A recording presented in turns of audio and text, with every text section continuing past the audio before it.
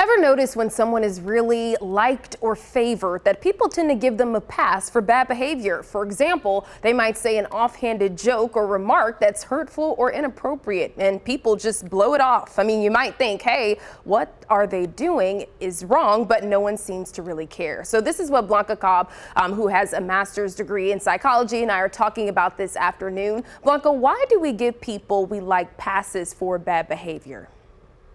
You have to find a way to make their behavior okay. And one way you do this is by making excuses, which is what we call rationalizing. Because if you can come up with reasons that seem reasonable to you as to why they behaved inappropriately, then you can get behind it and you can dismiss the negative behavior.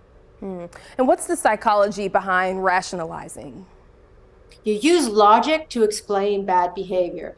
The problem is a lot of times you kind of twist that logic to make it fit the situation. For an example, let's say an employee steals money from a company.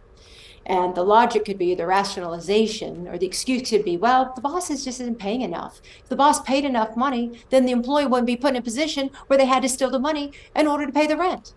Okay, see how that works? So it's just explaining away the bad behavior. And what can be done to stop making excuses for this bad behavior?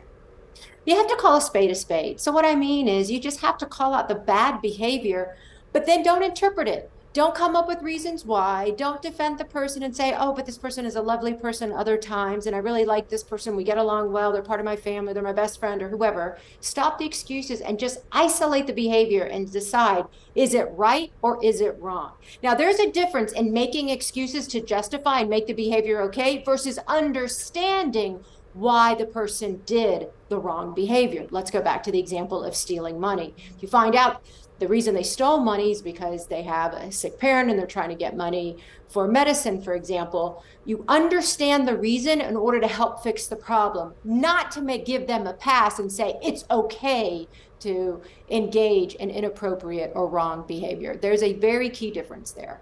Yeah, Blanca, thank you so much. You can continue the conversation on our Facebook page, Blanca Cobb, body language expert.